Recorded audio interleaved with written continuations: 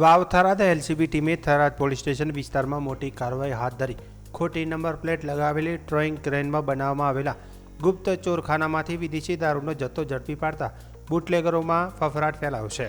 પોલીસે દારૂની 1560 બોટલો સહિત કુલ 16.86 લાખથી વધુનો મુદ્દામાલ કબજે કરી એક આરોપીની ધરપકડ કરી છે.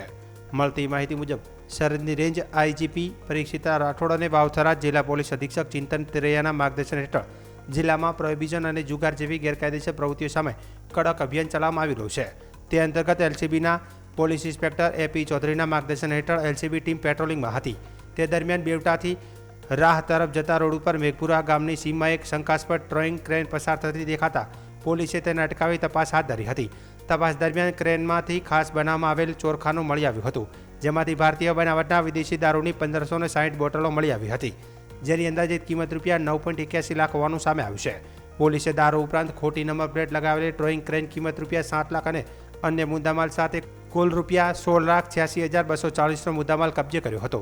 ઘટના સ્થળેથી ક્રેન ચલાવતા આરોપી નવીન સુભાષ રઘબીર જાટ રહે ડીડલ તાલુકો બેરી જિલ્લો જજ્જર હરિયાણાને ઝડપી લેવામાં આવ્યો હતો. પોલીસે આરોપી સામે તથા દારૂનો જથ્થો મોકલનાર અન્ય શખ્સો સામે થરાદ પોલીસ સ્ટેશન ખાતે પ્રોહિબિશન એક્ટ બીએનએસ હેઠળ ગુનો નોંધી વધુ તપાસ શરૂ કરી છે. પોલીસે હવે દારૂ સપ્લાયના સમગ્ર નેટવર્ક સુધી પહોંચવા તપાસનો ધમધમાટ શરૂ કર્યો છે. થરાદ વિસ્તારમાં સતત વધી રહેલી દારૂની હેરાફેરી સામે એલસીબીની આ કાર્યવાહી મહત્વપૂર્ણ માનવામાં આવી રહી છે.